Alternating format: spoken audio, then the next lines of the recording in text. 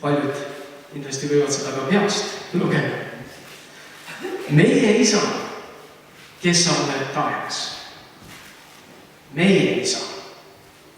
Eks ole, mitte minu isa ainult, vaid Paulus näeb, et Jeesuse õpetatud palves Jeesus ise kasutab termin meie isa, kes sa oled taevas. Pühitsetud olgu sinu nimi. Sinu riik tulgu, sinu tahtmine sündigu, nagu taevas, nõnda ka maa peal. Meie igapäevast leiba anna meile täna, eks ole. Ja anna meile andeks. Teinekord tuleb seda iga päev paluda. Ja anna meile andeks. Ometigi küll, sa palusid ühel päeval kõik oma patud andeks ja Kristus tuli su öelda, aga ikka on asju, mis päeva jooksul juhtub ja mille pärast sa nagu kahetsed. Siis on õige viis. Ikka päeva jooksul või päeva lõpus siis palud, anna andeks meile, meie võlad, mis me tegime ka täna päeva jooksul võidu. Nagu meiegi andeks anname oma võlglastele. Ja saada meid kiusatusse, vaid päästa meid ära kurjast. Sest sinu päralt on riik ja vägi ja au igavesti. Sest kui te annate inimestele andeks, minu arust see lõpuosa on nii tummine ja nii tohutult oluline. Sest kui te andeks annate inimestele nende eksimused, siis annab ka teie taevane isa teile andeks. Kui te aga ei anna inimestele andeks, siis ei anna ka teie isa teie eksimusi andeks.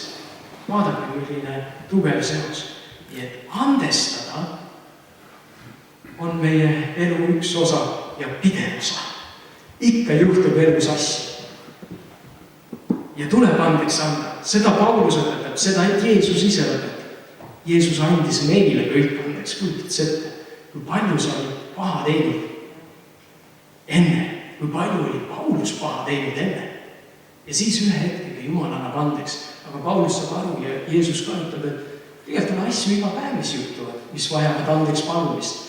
Ja see on nii väljakutse, see on nagu üks operatsioon meie sees, mida ei ole alati meeldib teha. Aga kui sa oled selle ära teinud, midagi imelist juhtub sinus. Nii et ma julgustaksin teid mõtlema selle aasta alguses sellele sõnale, mida Paulus siin Korintlastele ütleb. Kogudus on üks sihu ja meie moto tugev ja kasvav kogudus Kristuses saab võimalikuks, kui me peame silmas seda olulist. Me oleme üks sihu ja me oleme üksteise liikmed. Ja sellega ma tahaksin ka otsad kokku tõmmata ja kui täna on siin neid, kes mõtlevad selle aasta alguses muutustele oma elus ja soovivad, nii nagu ikka soovitakse, alata uuel aastal, alata nagu paremini, siis see on täitsa okei. See ei ole midagi vale. Ma usun, me peamegi püüdlema alati nii-öelda paremuse poole. Ja siis ülistuse ajal ka, kui me ülistame, sa võid tulla nagu siia ette.